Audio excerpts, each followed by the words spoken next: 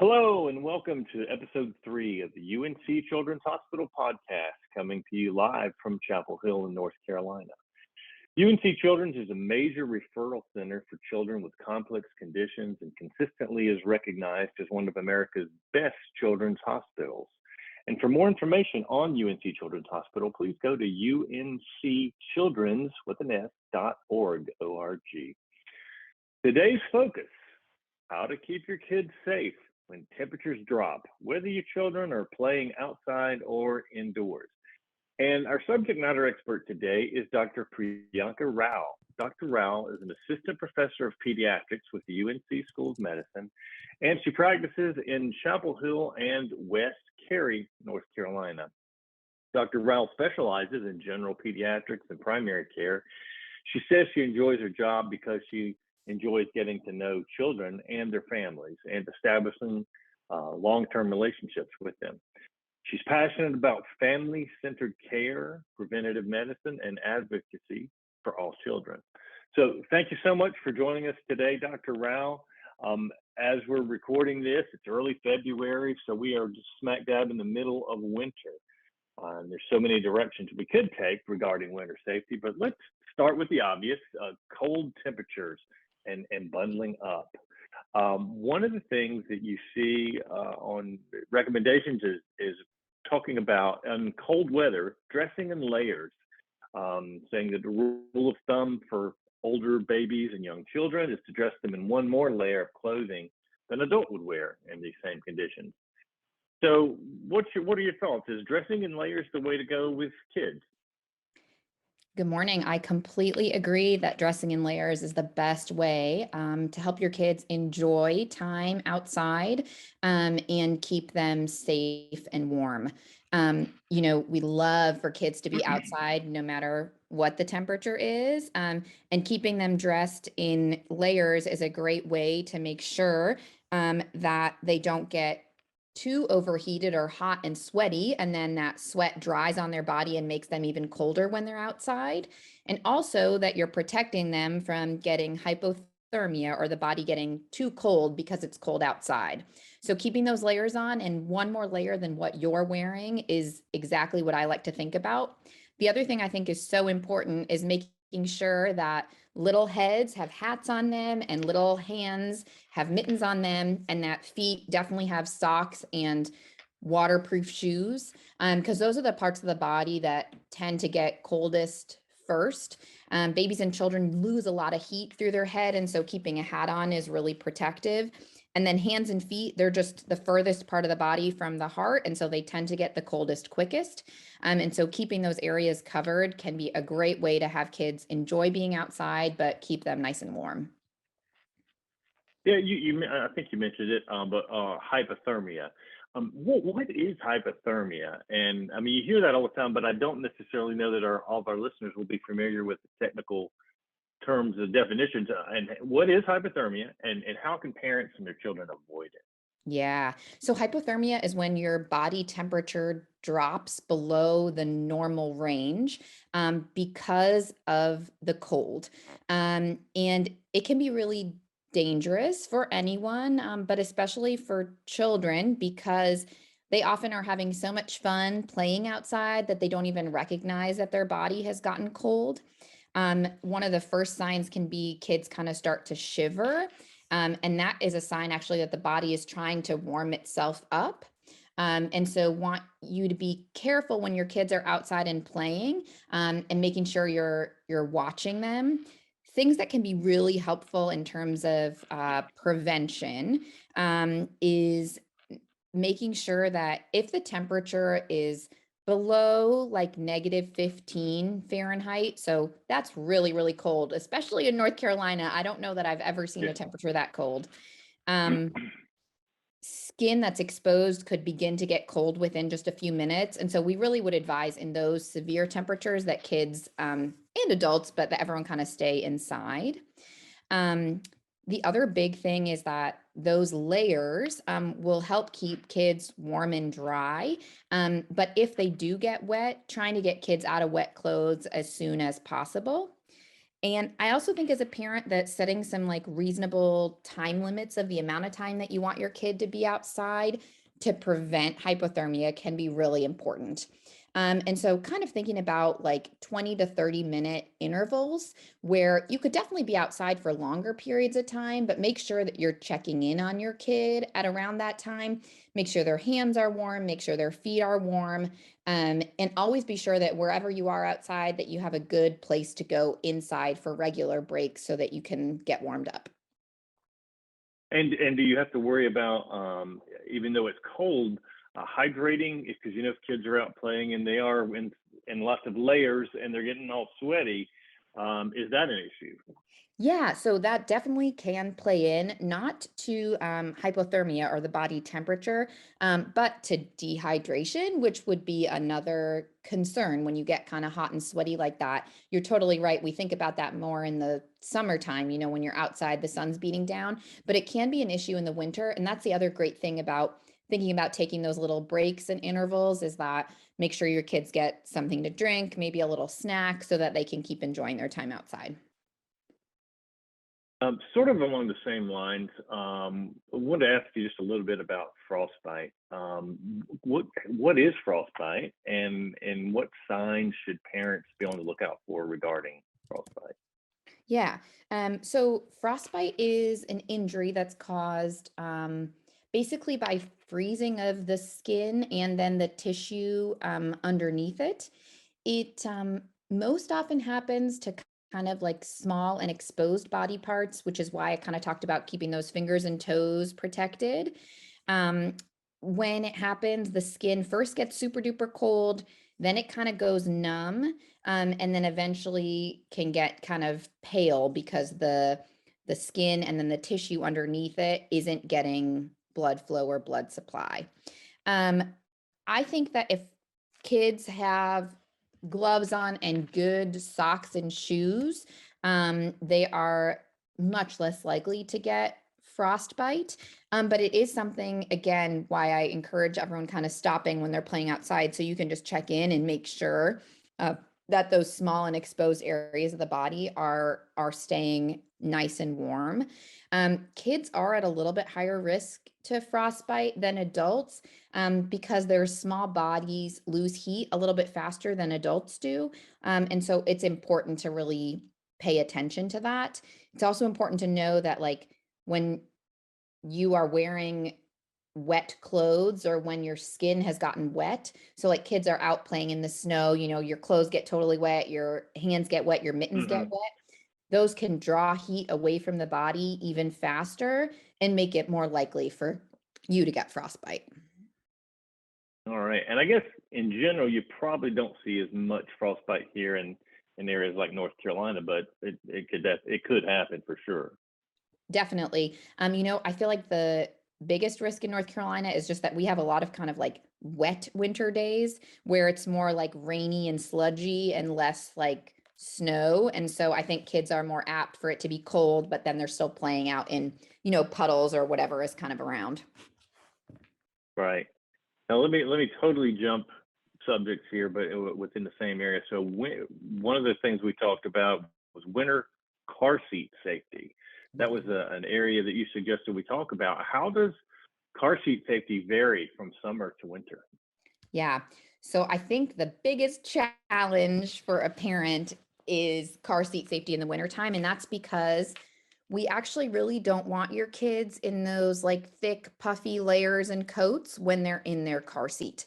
If you can imagine, the best and safest way to be in the car seat is just in, a kind of whatever regular clothes that you're wearing so that the buckles and safety harness for the seat are like really pulled close to the body. And that's so if there were to ever be an accident, that your child is safely restrained in the seat. You can imagine that if you're wearing layers, have puffy jacket or clothes on, that there's a good chunk of space between the buckle and your child's body. And that can mean that that harness can't do its job to keep your kids safe in the seat. And so in the wintertime, we really don't want kids in their winter jackets inside their car seats. And I know I'm a parent, I got two young kids. This is like a huge hassle and annoyance. They could wear like a thin layered kind of like fleece jacket or something like that. But any of those more like puffy jackets, snowsuits, we really want those to be off before their kid gets in the seat. And then they can definitely put them on as soon as they're exiting the car, but we don't want them riding in the car seat in those. The other safety thing is not just that the harness won't be tight and won't be protective, but if your car is at a regular temperature inside and they're bundled in all those layers and they're in the back, it could get quite hot for them depending on the duration of your journey. And we also don't want them to have any issues with being overheated. Do you see injuries from children from that very thing where they just weren't buckled down? That's a common thing you see?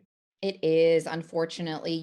Winter weather, I think, predisposes to different types of accidents on the road. And when kids are involved, that is something that we see, that they were buckled into their car seat and, appropriately rear or forward facing, depending on their age, and in like the right size seat. And everything looked pretty good, but they were wearing their coat. And so then the car seat couldn't do its job in terms of protecting the kid. Wow, that's a great tip. I don't think most people would even think about that. They probably figured, oh, if I can get it around the coat, it's okay. Yeah. Let me shift gears again. Talk about sledding and tubing. So Yeah. here in North Carolina, we don't typically get a lot of snow. In fact, I don't think we've gotten any so far this year. But when we do, kids and adults really want to get out in the snow and go sledding or tubing. What considerations should parents take into account for sledding and tubing in the winter? Yeah. So I think the biggest thing is that wherever you are sledding, I really want you to take a really good look around and make sure that there are no obstructions in the area, anywhere in the area where you're sledding, like trees or fences. You want to make sure that like the slope is not too steep, because that's when, kids have small masses and so they go a lot faster down than maybe an adult does. And you also really want to make sure that at the end there's kind of like a flat runoff so that they can come down the slope and then the sled can run off and naturally slow down without risking running into anything. You also really want to be sure that there are no motor vehicles of any kind anywhere near there. So don't be sledding anywhere near a road or where the sled could come out at the end of the road. And I also think it's really important that you pay attention to the conditions. North Carolina is tricky because, like we talked about, I think we get a lot more kind of like sludgy ice type stuff than we do snow. And you really want to be sure that you're sledding on an area that's covered with snow and not ice. Ice is much more slippery, much more dangerous, and so can be a lot more challenging. I also really encourage that younger kids should be separated from older kids, and that younger kids should only ride, should only be in a sled with a parent and with like very, very direct supervision. I think it's also really important that kids use sled, like sitting on the sled with your feet first or sitting up, and not like lying on your stomach and going head first down, because you can definitely prevent a lot of like head or upper extremity injuries by sitting down on a sled. Great. And I guess most of those tips would also apply to tubing. Yes, Anything I should have said that separate from the there? beginning. Yeah, most of those tips would apply to tubing too. Um, and this may not be every parent's like favorite thing, but I sort of think about sledding a little bit like I think about other outdoor activities where you're moving in space, like biking and skating and rollerblading and things like that. And I would have my kids wear a helmet if they were going to be sledding. Again, only for protection of those little noggins and making sure they stay nice and safe. Okay. Because it's hard to know, the speed that you're going to go down and things like that. And that's also why making sure the area around you is really safe can be so important. Right. Just again, jumping around a little bit here, but another thing we thought might be a good idea was to talk about fireplace safety. I know, for instance, my family just replaced the gas logs in our fireplace. What dangers are there, and that you should consider, and that the families should consider when they're using gas logs? Yeah. Gas logs or wood burning? Well, actually, I was going to ask you about both of those. So Oh, yeah, yeah. gas logs first. Gas logs first. Okay. So I think the biggest thing about gas fireplaces is that, even though you're not lighting something, there still is a lot of heat that gets emitted from that. And so be sure that, again, complete supervision always when the fireplace is on. And then, depending on the age of the children that are around, it may be worth getting a safety screen installed, which can reduce the risk of burning from kids just touching the hot glass in front of the fireplaces. I know there are a lot of like newer fireplaces on the market that say that the glass, doesn't get hot and things like that. But I have yet to find one that truly doesn't have any warmth or heat Yeah, to it. And so just want to be safe. The way that the fire looks is so enticing to a kid. It's like bright and shiny and it looks new and different. Maybe they haven't seen that before. And so making sure that they aren't going to touch that hot glass is probably the biggest thing when you're using a gas fireplace. It's also really, really important that you have smoke and carbon monoxide detectors that are working and up to date. Remember that you want them on all levels of the home that you're in, and you want to make sure that you're testing them regularly and changing the batteries regularly so that that they would detect if anything went amiss with your fire. great. Now, also, some folks do have gas logs, and then other folks may have wood burning fireplaces or wood burning stoves. What are some? I know there's some obvious things there, but what would you say for children? There are some of the dangers involved with a wood burning stove. Yeah. I think the biggest thing is making sure that you are trying to use really dry and well-aged wood to try to have less kind of like smoke and soot that could come into the home and then, get into kids' lungs, of course. I think if it's possible to keep a window like cracked a little bit when you have a fire burning, especially a wood burning fire, can really help to kind of like pull some of that smoke from the fire itself, especially if you're indoors. You really, really, really want to be sure that your chimney has been cleaned regularly before you light a fire, making sure that all the ash is cleaned out from prior fires, because that can actually be, sucked into the flame and then can produce more kind of like smoke or inhalation concerns for young kids who are around that. Um, and you obviously, again, same sort of thing with the smoke and the carbon monoxide detector, and then always making sure you have a fire extinguisher on hand. I think with young children, you can never be too prepared. And even if there's Right. great supervision, I think knowing where it is and knowing that you have access to it before you light a fire is very important. Right. So we've covered a number of areas that, for winter safety for children. Anything else that we should be considering that parents should keep in mind? Yeah. The one other thing I touched on this briefly, but I think winter is a great time to remember too about changing filters like for your house furnace. And then again, making sure your carbon monoxide detectors are working and up to date because it is the winter time when we turn on our HVAC kicks on with our heat. And so just wanting to make sure that that's as safe as possible for kids who are in the home. Great. Thank you so much. Well, that's all we have time for today. And our thanks go to our subject matter expert, Dr. Priyanka Rao. Thank you, Dr. Rao, and thank you also to our audience for joining this podcast from UNC Children's. We hope you'll subscribe and join us for future shows. For more information on UNC Children's Hospital, go to UNCchildrens with an S.org. Thank you.